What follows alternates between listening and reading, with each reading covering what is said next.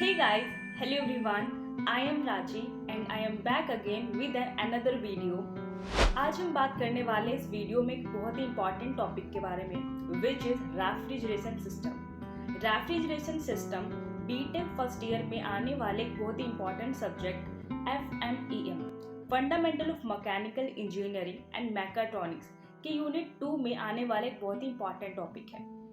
ये topic BTech second year में भी देखने को मिलता है। सेमेस्टर एग्जाम में भी इस टॉपिक से कोई ना कोई क्वेश्चन हर बार जरूर आता है। इस पॉइंट ऑफ व्यू से ये टॉपिक बहुत ही ज़्यादा इंपॉर्टेंट बन जाता है। अब ये रेफ्रिजरेटर, जिसे हम आम बोलचाल की भाषा में फ्रिज भी कहते हैं, एक बहुत ही काम की डिवाइस है। आज हम इस रेफ्रिजरेशन सिस्टम को 5 पार्ट्स में डिवाइड करके डिटेल में जानेंगे, जो कुछ इस तरह से होंगे: definition and working principle, construction and working of domestic refrigerator, method of refrigeration, unit of refrigeration like COP, RE, and last but not least its application. आज हम इन सब के बारे में बहुत ही डिटेल से जानेंगे। So let's go. आगे बढ़ने से पहले मैं आपके साथ एक इम्पॉर्टेंट पॉइंट शेयर करना चाहती हूँ।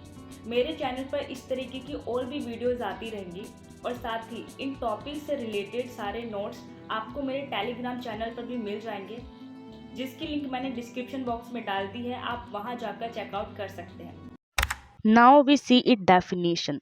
Refrigeration is the process of maintain lower temperature as compared to surrounding. So refrigeration एक ऐसा प्रोसेस है जो कि लो टेम्परेचर को मेंटेन करके रखता है। ओके, इसी तरीके से चीज़ों को स्टोर करता है। Now we are talking about working principle. A refrigeration works to transfer heat from inside to outside in order to keep food fresh. A low temperature must be maintained in the immediate environment, reduce the reproduction rate of harmful bacteria. बात करते हैं अब इसके construction की, जहाँ पर fridge अंदर से कुछ इस तरीके से दिखाई देता है और बाहर से कुछ इस तरीके से हमें ये दिखता है। इसके ये कुछ मेन कंपोनेंट होते हैं, जैसे evaporator, compressor, condenser, expansion valve, जो मिलकर रेफ्रिजरेशन प्रोसेस की पूरी एक साइकिल को कंप्लीट करती है। अब हम यहाँ देखते हैं इसके प्रोसेस को।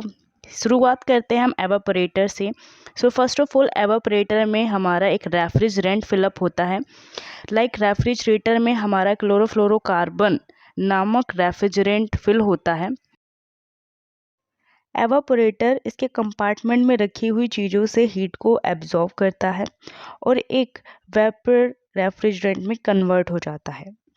ये इसलिए होता है क्योंकि रेफ्रिजरेंट का बॉइलिंग पॉइंट बहुत ही कम होता है, जिससे कि एक लो प्रेशर और लो टेम्परेचर पर ये वेपराइज्ड रेफ्रिजरेंट में कन्वर्ट होकर आगे कंप्रेसर में पहुंचता है। अब आगे कंप्रेसर क्या वर्क करता है? यहाँ पर कंप्रेसर एवापोरेटर से आए हुए लो प्रेशर और लो टेम्परेचर बेस्ड रेफ्रिजरेंट को हाई प्रेशर्ड रेफ्रिजरेंट में कन्वर्ट करता है और यहाँ पर इसके टेम्परेचर को भी इंक्रीज कर देता है।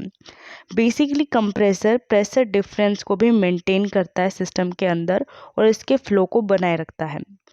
हाई प्रेशर रेफ्रिजरेंट को ये फिर कंडेंसर में आगे भेजता है। यहाँ पर कंडेंसर एयर की हेल्प से इस वेपर रेफ्रिजरेंट को लिक्विड रेफ्रिजरेंट में कन्वर्ट करता है, जहाँ पर इसका हाई प्रेशर और लो टेम्परेचर पर लिक्विड रेफ्रिजरेंट में से कन्वर्ट करके आगे इसे ये एक्सपेंशन वाल्व में भेज देता है। एक्सपेंशन वाल्व में ये एक्सपेंशन ट्यूब की सहायता से इसे लो प्रेशर और लो टेम्परेचर के लिक्विड रेफ्रिजरेंट में कन्वर्ट कर देता है। ये इसलिए ऐसा होता है क्योंकि एक्सपेंशन ट्यूब में एक छोटी सी जगह होती है जहाँ से रेफ्रिजरेंट के गुजरने से ये लो प्रेशर और लो टेम्परेचर में कन्वर्ट होकर आगे अगेन एवापोरेटर में पहुँच जाता है और फिर से ये प्रोसेस रिपीट होती है। इस तरीके से रेफ्रिजरेशन की साइकिल कंप्लीट हो जाती है। यहाँ एक चीज़ और देख लेते हैं। एवापोरेटर से कंप्रेसर तक जाने वाली लाइन को हम कहते हैं सक्शन लाइन। देन कंप्रेसर से कंडेंसर की ओर जाने वाली लाइन को डिस्चार्ज लाइन से जानते हैं। और कंडेंसर से अगेन एवापोरेटर की तरफ एक्सपेंशन ट्यूब की हेल्प से आने वाली जो लाइन होती है उसे हम कहते हैं liquid line. Here are the four methods of refrigeration. It can be classified as non-cyclic, cyclic, thermoelectric and magnetic.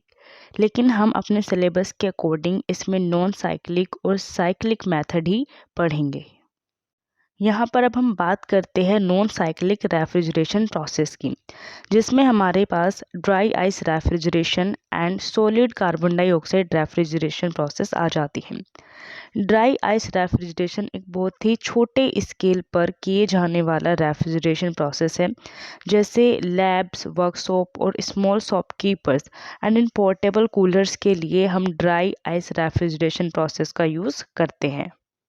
अब बात करते हैं solid carbon dioxide refrigeration process की, जहां पर ये -78.5 डिग्री सेल्सियस पर बिना लिक्विड फेज में कन्वर्ट हुए सॉलिड से गैस फेज में सब्लिमेट हो जाता है। सो अब बात करते हैं साइक्लिक रेफ्रिजरेशन प्रोसेस की। जैसा कि कुछ देर पहले अभी हमने डोमेस्टिक रेफ्रिजरेटर की कंस्ट्रक्शन और उसकी वर्किंग प्रोसेस को देखा, और वो उसमें अपनी एक पूरी साइकिल को कंप्लीट कर रहा था, जिसमें 4 मेन कंपोनेंट थे: evaporator, compressor, condenser and expansion valve. तो ये प्रोसेस हमारा साइक्लिक रेफ्रिजरेशन का ही पार्ट था।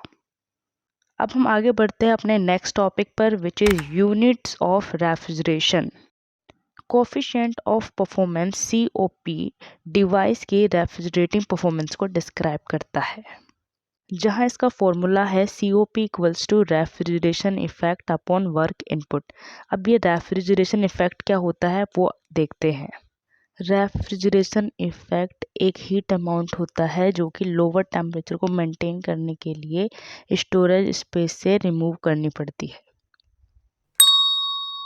Now applications of refrigeration, look at this screen.